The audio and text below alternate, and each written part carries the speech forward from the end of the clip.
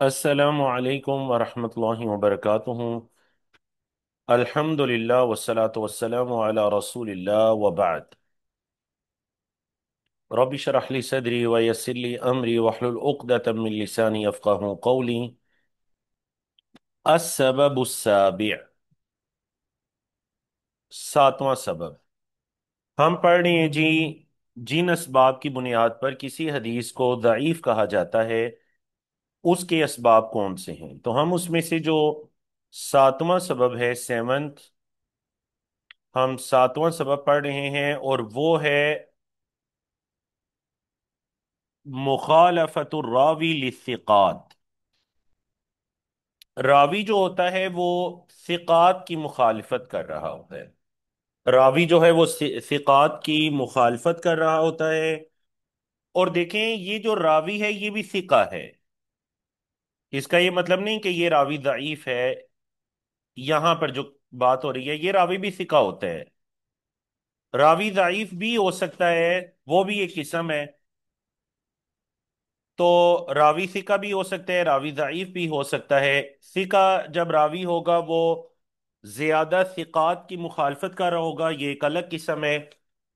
اور ثقہ راوی اپنے سے زیادہ ثقہ راوی کی مخالفت کر رہا ہوگا، یہ یہی والی قسم ہوگی۔ لیکن اگر ضعیف راوی ثقہ کی مخالفت کر رہا ہے تو وہ ایک الگ قسم ہوگی۔ آپ دیکھیں کہہ رہے ہیں وَتَتَضَمَّنُ الْمُخَالَفَةُ، یہ جو مخالفت ہے یہ شامل ہے سِتَّةَ انواع، 6 اقسام کو، یعنی اس مخالفت کی 6 قسمیں ہو سکتی ہیں، 6 صورتیں، 6 قسمیں اس مخالفت کی ہو سکتی ہیں۔ اس مخالفت کی کتنی صورتیں ہو سکتی ہیں جی؟ 6۔ تو آج کے درس میں بھی اور آنے والے درس کے اندر بھی ہم ان کو پڑھیں گے۔ میں آپ کو اختصار کے ساتھ بتا دیتا ہوں۔ دیکھیں، پہلی قسم ہو جائے گی اس مخالفت کی المدرج،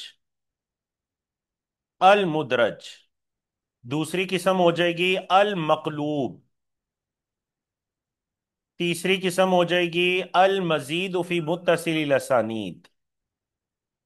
چوتھی قسم ہو جائے گی المضطرب یا مضطرب، المضطرب۔ اور پانچویں قسم ہو جائے گی المصحف، المصحف۔ اور چھٹی قسم ہو جائے گی المحرف۔ ٹھیک ہے، تو یہ 6 قسمیں ہیں جی ساتویں سبب کے تحت۔ پھر ہمارا 8واں سبب آ جائے گا اور وہ ہوگا الجہالۃ بالراوی۔ ٹھیک ہے نا؟ تو بڑی ماشاءاللہ دلچسپ موضوع ہے کہ راوی جو ہیں وہ بعض اوقات ہمیں کچھ حدیث میں مخالفت دکھائی دیتی ہے۔ مطلب ایک کلاس کے اندر بیٹھ کر 10 لوگوں نے ایک استاد سے علم حاصل کیا، ان 10 میں سے ایک بندہ جو ہے وہ کوئی اور بات کر رہا ہے اور باقی کے 9 جو ہیں وہ کوئی اور بات کر رہے ہیں۔ تو محدثین کرام پھر ادھر آ کر دیکھتے ہیں کہ یہ ایک بندہ بھی ثقہ ہے لیکن یہ ان 9 کی مخالفت کر رہا ہوتا ہے۔ سمجھا کہ نا؟ مخالفت مطلب اس کی حدیث کے الفاظ کچھ اور ہوتے ہیں اور ان 9 کی حدیث کے الفاظ کچھ اور ہوتے ہیں۔ بڑا ہی پیارا ٹاپک ہے، آپ اس کو سمجھیے گا۔ پہلی قسم ہے المدرج۔ پہلی قسم کیا ہے جی؟ المدرج۔ ساتھ ساتھ اعراب لگایا کریں، المدرج بفتح الراء، را کے فتح کے ساتھ، را کے اوپر زبر ہوگی المدرج، المدرج نہیں ہے بلکہ المدرج، را کے فتح کے ساتھ۔ مأخوذ من ادرجت الشیء فی الشیء، یہ کس سے ماخوذ ہے جی؟ یہ ماخوذ ہے کہ ایک چیز کو دوسری چیز میں داخل کرنا۔ یہ کب ہوتا ہے؟ اذا ادخلتہ فی، جب آپ کو اس میں جب آپ اس کو اس میں داخل کریں، اذا ادخلتہ، جب آپ اس کو داخل کریں، فی ہی، اس میں، یعنی آپ ایک چیز کو دوسری چیز میں جو داخل کرتے ہیں تو اس کو، وہ جو داخل کی گئی چیز ہوتی ہے نا اس کو کہتے ہیں المدرج۔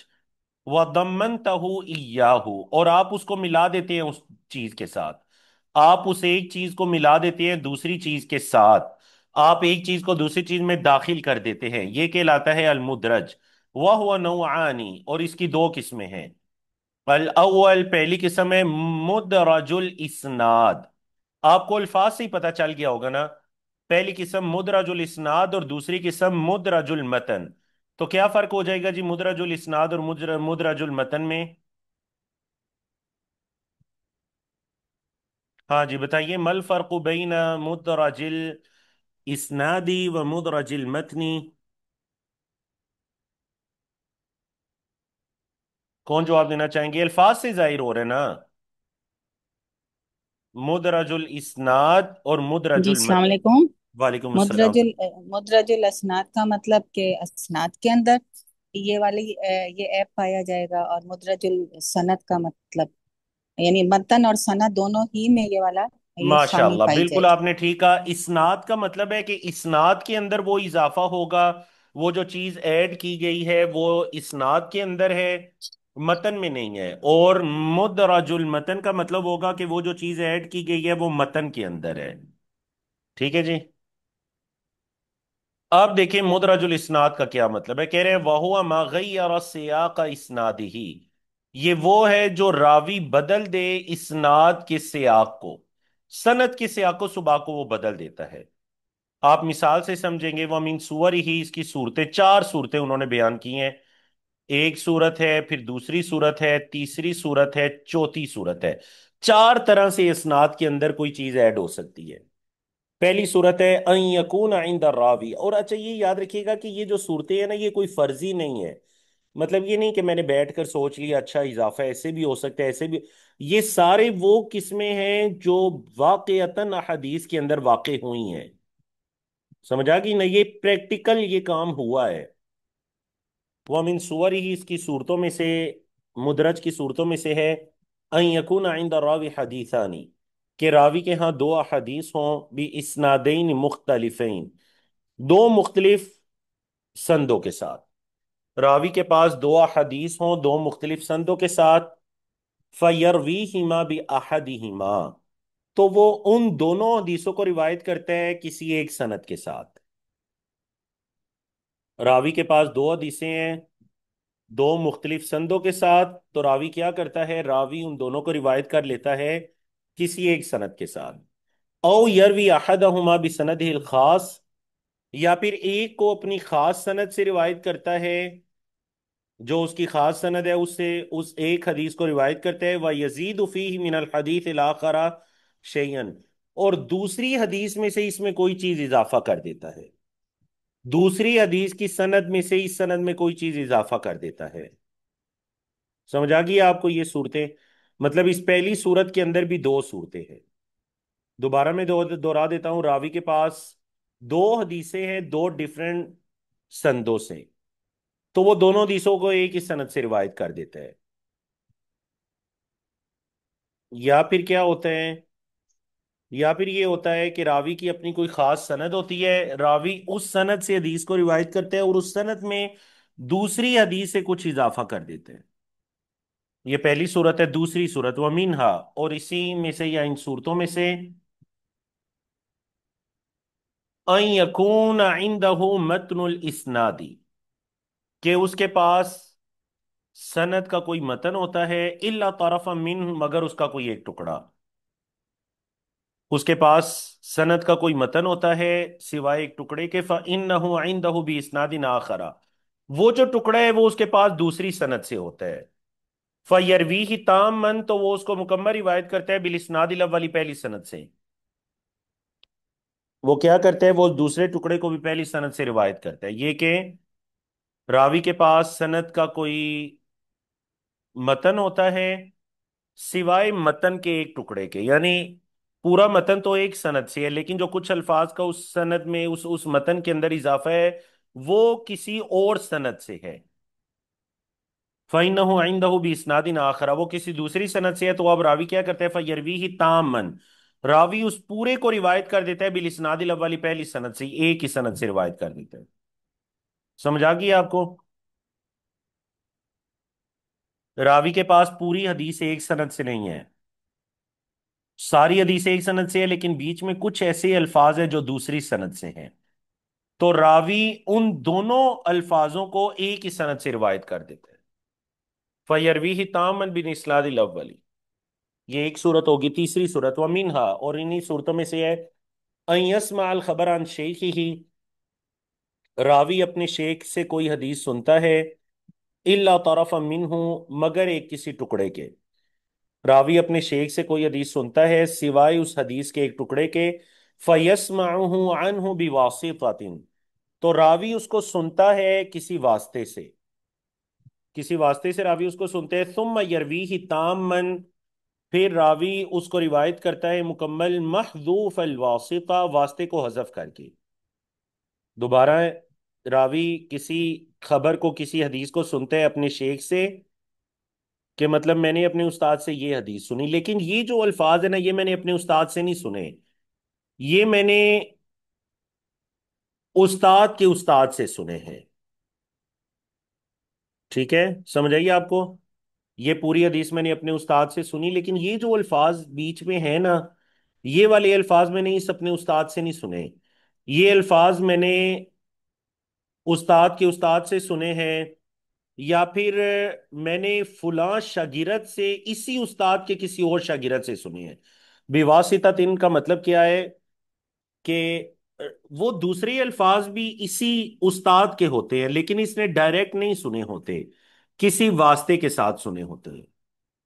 دوبارہ میں دوہرا دیتا ہوں کہ راوی کسی حدیث کو سنتے ہیں اپنے شیخ سے، سوائے اس کے کچھ حصے کے، حدیث کا ایک ٹکڑا اس نے اپنے استاد سے نہیں سنا، باقی مطلب وہ ٹاپک وہی ہے، حدیث وہی ہے، پوری حدیث اس نے اپنے استاد سے سنی، لیکن جو حدیث کے اندر کچھ الفاظ ہیں وہ اپنے استاد سے ڈائریکٹ نہیں سنے، تو پھر کیسے سنے ہیں استاد سے؟ فَيَسْمَعُهُ عَنْهُ بِوَاسِطَةٍ، کسی واسطے سے سنے ہیں اس نے اپنے استاد سے۔ کیا مطلب واسطے سے؟ مطلب اس نے بعد میں اپنے کسی ساتھی سے یہ سنا کہ اس کے استاد ان الفاظ کو روایت کرتے ہیں، تو یہ کہتے ہیں میں نے تو استاد سے یہ حدیث الفاظ نہیں سنے تھے، تو وہ کہتے ہیں اس کا ساتھی کہ نہیں نہیں نہیں، میں نے استاد محترم سے یہ الفاظ سنے ہیں۔ تو اب یہ کیا کرتا ہے؟ یہ یرویہ تاماً محذوف الواسطہ، یہ وہ جو اپنے ساتھی کا نام جس سے اس نے وہ اضافے والے الفاظ سنے ہوتے ہیں، یہ اپنے اس ساتھی کا نام حذف کر دیتا ہے اور ڈائریکٹ اپنے استاد سے مکمل حدیث کو روایت کر لیتا ہے۔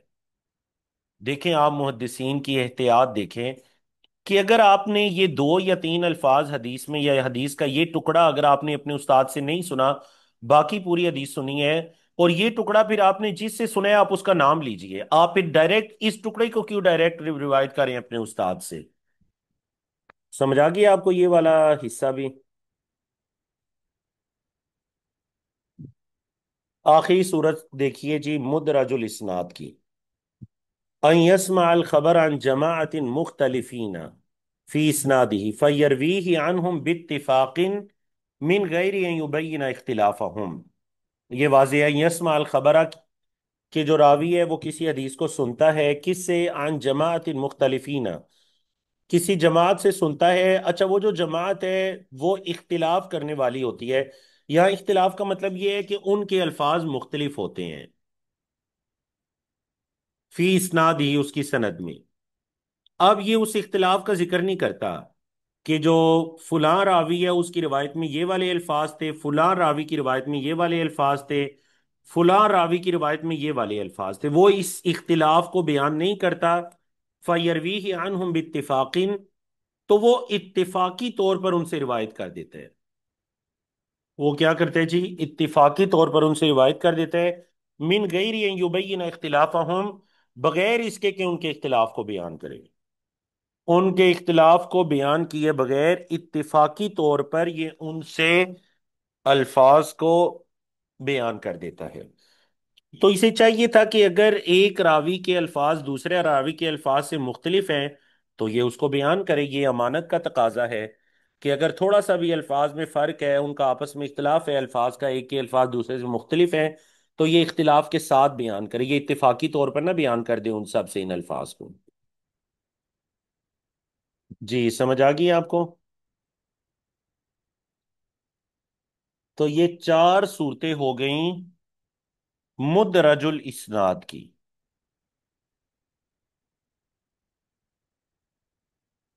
کتنی صورتیں ہو جائیں گی؟ مجھے مدرج الاسناد کی چار صورتیں۔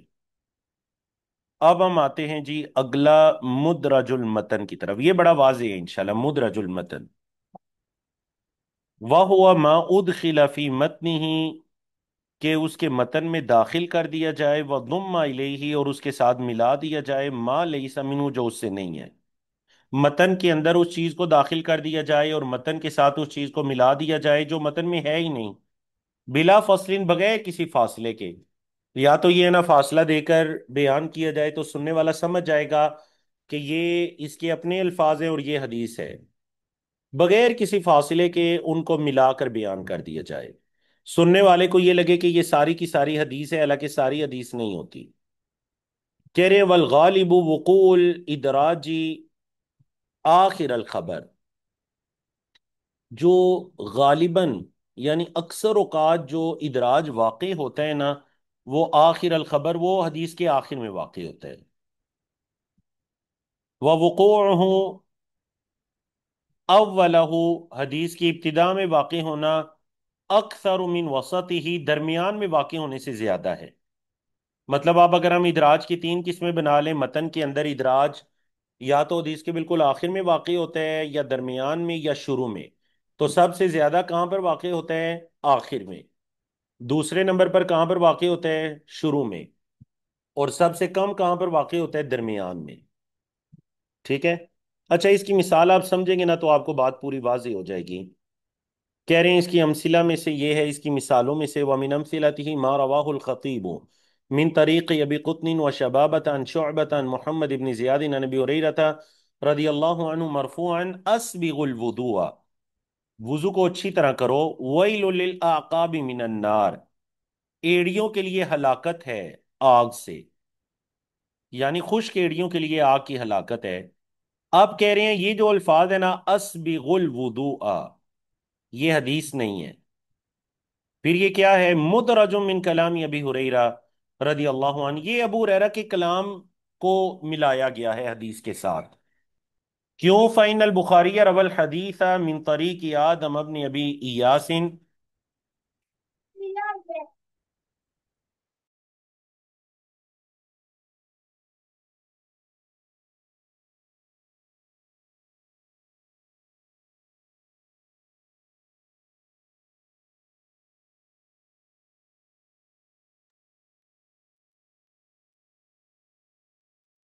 یہ ابو ہریرہ کے کلام سے مدرج ہے. کیوں؟ فإن البخاری روى الحدیث من طریق آدم ابن ابی ایاس، بخاری نے اس حدیث کو آدم بن نبی ایاس کے طریق سے روایت کی، عن شعبۃ عن محمد بن زیاد عن ابی ہریرہ قال اسبغ الوضوء. جو صحیح بخاری کے اندر ہے کیا الفاظ ہیں؟ امام بخاری کہتے ہیں اسبغ الوضوء، وضو کو اچھی طرح کرو. فإن ابا القاسم صلی اللہ علیہ وسلم قال، ابو القاسم صلی اللہ علیہ وسلم نے فرمایا ویل للعقاب من النار. تو بخاری سے جا کر ہمیں یہ پتا چلتا ہے کہ اصل حدیث ایسے ہے. مطلب دیکھیں، ابو ہریرہ نے کچھ لوگوں کو دیکھا رضی اللہ تعالیٰ عنہ، انہوں نے کچھ لوگوں کو دیکھا وہ وضو اچھی طرح نہیں کر رہے تھے، تو انہوں نے کہا اللہ کے بندو اچھی طرح وضو کرو، اسبغ الوضوء، وضو اچھی طرح کرو. کیونکہ آپ صلی اللہ علیہ وسلم نے فرمایا ویل للعقاب من النار، خشک ایڑیوں کے لیے آگ کی ہلاکت ہے. اب کوئی بندہ اٹھ کر نا بیچ سے یہ حذف کر دیں، آپ صلی اللہ علیہ وسلم نے فرمایا، اور وہ اسبغو کو اور ویل للعقاب و عقاب من النار اس کو ملا کر اس طرح شو کرے کہ یہ دونوں حدیث کے الفاظ ہیں. سمجھ آ گئی نا آپ کو مدرج المتن؟ یہ بالکل واضح ہے انشاءاللہ. ٹھیک ہے. مثال کے طور پر دیکھیں، آپ میں سے کوئی کسی کو نصیحت کرنا چاہتا ہے تو وہ نصیحت ایسے کرتا ہے، وہ کہتا ہے اخلصوا نیاتکم، اپنی نیتوں کو خالص کرو، انما الاعمال بالنیات، اعمال کا دار و مدار نیتوں پر ہے. تو سننے والا یہ سمجھے کہ حدیث کے الفاظ ایسے ہیں اپنی نیتوں کو خالص کرو، اعمال کا دار و مدار نیتوں پر ہے. نہیں، یہ جو اخلصوا نیاتکم ہے یہ تو آپ کا کلام ہے، اس کو حدیث کے ساتھ مت ملائیے. ٹھیک ہے. اصل ایسے ہے اخلصوا نیاتکم فإن رسول اللہ صلی اللہ علیہ وسلم قال انما الاعمال بالنیات. بتائیے جی، آپ کو سمجھ آ گئی انشاءاللہ؟ مدرج المتن کی بھی سمجھ آ گئی.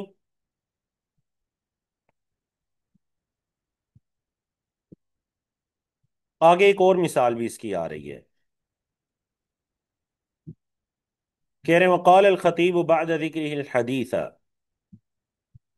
خطیب بغدادی نے اس حدیث کو ذکر کرنے کے بعد کہا وَهِمَ أَبُو قُطْنٍ وَالشَّبَابَةُ بْنُ سِوَارٍ ابو قطن اور شبابہ بن سوار جو ان کو وہم ہو گیا ہے فی روایتی ماں ان دونوں کی روایت میں، ہاد الحدیث ہے اس حدیث کو روایت کرنے میں، عن شعبۃ علامہ سقناہ شعبہ سے جو انہوں نے روایت کیا نا، تو جو ہم نے پیچھے چلایا ہے مطلب کیا انہیں وہم ہو گیا، جو ہم نے پیچھے ذکر کیا کہ انہوں نے اسبغو کو بھی حدیث سمجھ لیا، حالانکہ وہ حدیث نہیں ہے، وہ حضرت ابو ہریرہ کا کلام ہے۔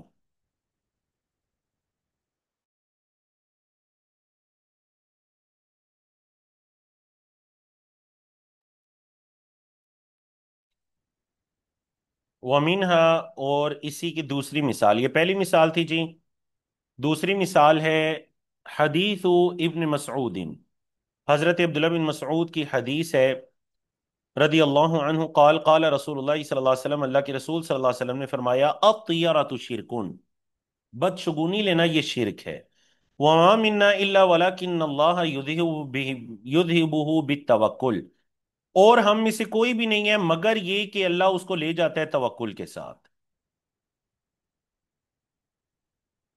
رواہ الترمذی وقال حدیث حسن صحیح، وقال سمعت محمدا یقول، امام ترمذی اس حدیث کو روایت کر کے کہتے ہیں کہ میں نے سنا محمد کو وہ کہہ رہے تھے فی ہذا قولہ، اس بارے میں وہ یہ کہہ رہے تھے کہ وما منا الا، یہ جو ہے نا وما منا الا ولکن اللہ، یہ جتنے بھی الفاظ ہیں آخر تک الطیرۃ الشرک ان کے بعد والے جو الفاظ ہیں، یہ کہہ رہے ہیں عندی من کلام ابن مسعود، یہ میرے ہاں ابن مسعود کے کلام سے ہے۔ یہ کس کا کلام ہے جی؟ یہ ابن مسعود کا کلام ہے۔ محمد سے یہاں مراد محمد بن اسماعیل البخاری ہیں، امام بخاری کو میں نے سنا وہ یہ کہہ رہے تھے کہ یہ جو الفاظ ہیں نا طیارت و شرک، ان کے علاوہ اگلے الفاظ ہیں وما منا الا، تو یہ الفاظ حضرت عبداللہ بن مسعود کے اپنے الفاظ ہیں، ٹھیک ہے، یہ حدیث نہیں ہے، تو پھر حدیث کتنی ہو جائے گی؟ اب طیارت و شرک تک، بدشگونی لینا یہ شرک ہے۔ اچھا، اب آپ کے ذہنوں میں بھی سوال یہ پیدا ہو رہا ہوگا کہ کیوں یہ حدیث کے اندر اضافہ کر دیا جاتا ہے؟ اب نعوذ باللہ، کیا آپ ابو ہریرہ سے یا حضرت عبداللہ بن مسعود سے یہ گمان رکھتے ہیں کہ انہوں نے جان بوجھ کر حدیث میں اضافہ کیا ہوگا؟ نہیں نہیں نہیں، جان بوجھ کر اضافہ نہیں کیا، تو پھر کیسے اضافہ کیا انہوں نے؟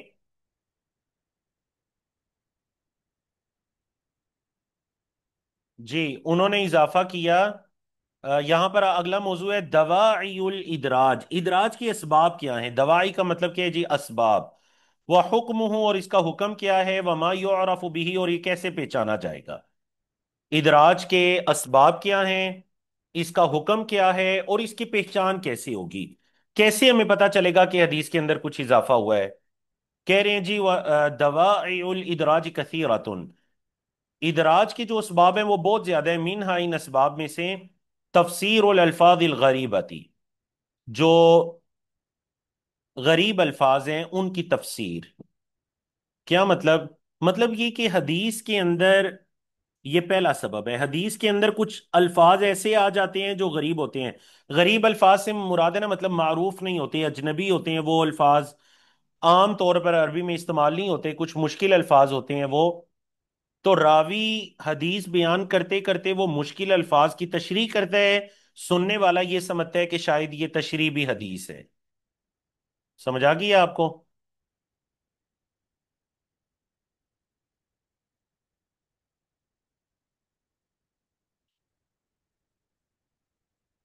یہ پہلی قسم ہو گئی، ومنہا، اور انہی قسموں میں سے ہے، یعنی دوسری قسم کیا ہے کہ استنباط و حکم من کلام نبی صلی اللہ علیہ وسلم، نبی کریم صلی اللہ علیہ وسلم کے کلام میں سے کسی کوئی حکم نکالنا، استنباط کرنا، آپ صلی اللہ علیہ وسلم کے کلام میں سے کوئی، مطلب راوی جو ہے نا وہ حدیث پڑھاتے پڑھاتے، بیان کرتے کرتے اس سے کوئی مسئلہ اخذ کرتا ہے، اس سے یہ پتا چلا، تو سننے والا سمجھتا ہے کہ یہ بھی حدیث ہے، جو مسئلہ اس نے ان الفاظ سے ثابت کیا، مسئلہ نکالا، یہ بھی حدیث ہے، حالانکہ وہ حدیث نہیں ہوتی۔ ومنہا، اور اسی میں سے تیسری قسم ہے طبیان و حکم شرعی، شرعی حکم کی وضاحت، مطلب اس میں کوئی شرعی حکم آ رہا ہوتا ہے، راوی جو ہے وہ شرعی حکم کی وضاحت کرتا ہے، سننے والا یہ سمجھتا ہے کہ یہ بھی حدیث ہے۔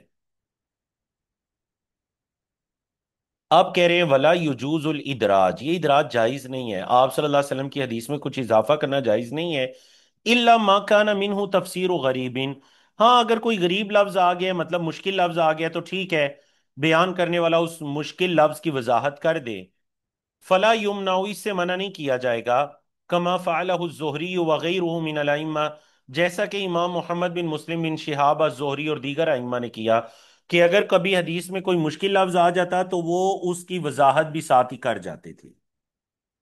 سمجھ آ گیا آپ کو جی ادراج کے اسباب کیا ہیں؟ مطلب راوی کوئی جان بوجھ کر نہیں کرتے تھے، وہ تو ایک جذبے سے، تعلیم و تعلم اور بات سمجھانے کے جذبے سے بیچ میں کوئی بات کر جاتے تھے، سننے والا اس کو حدیث سمجھ جاتا تھا۔ آگے کہہ رہے ہیں جی یعرف الادراج بامور منہا، ادراج جو ہے اس کو پہچانا جاتا ہے مختلف امور کے ساتھ، اور ان امور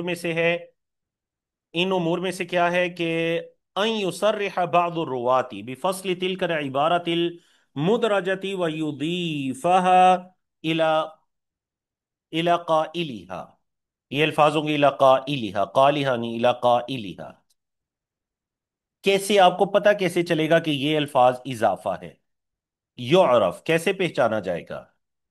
کہتے ہیں بعض راوی آ کر بتا دیتے ہیں، صراحت کر دیتے ہیں، بعض راوی آ کر وضاحت کر دیتے ہیں بفصل تلک العبارہ المدرجہ، کہ یہ جو عبارت ہے نا یہ مدرج ہے، اس کو ملایا گیا ہے، اصل میں یہ عبارت نہیں ہے، تو راوی آ کر کیا کر دیتے ہیں جی، راوی آ کر اس عبارت کے بارے میں بتا دیتے ہیں، اس کو الگ الگ کر دیتے ہیں، فصل مطلب فاصلہ کر دیتے ہیں کہ یہ حدیث نہیں ہے، وَيُضِيفَهَا إِلَى قَائِلِهَا، اور اس کے کہنے والے کی طرف اس کی نسبت کر دیتے ہیں، جس طرح ابھی ہم نے اوپر کہا کہ امام بخاری آ کر کہہ رہے ہیں کہ یہ حضرت عبداللہ بن مسعود کا کلام ہے، یہ آپ صلی اللہ علیہ وسلم کی حدیث نہیں ہے، یا امام خطیب بغدادی نے آ کر کہہ دیا یہ اسبغ الوضوء حضرت ابو ہریرہ کا کلام ہے، یہ حدیث نہیں ہے، حدیث ویل للعقاب من النار ہے، منہا، اور انہی میں سے ان یستحیل اضافت ذالک، ناممکن ہو اس کا اضافہ، یعنی اس کی نسبت کرنا ناممکن ہو کس کی طرف، الن نبی صلی اللہ علیہ وسلم، نبی کریم صلی اللہ علیہ وسلم کی طرف اس کی نسبت کرنا کیا ہو جی، ناممکن ہو،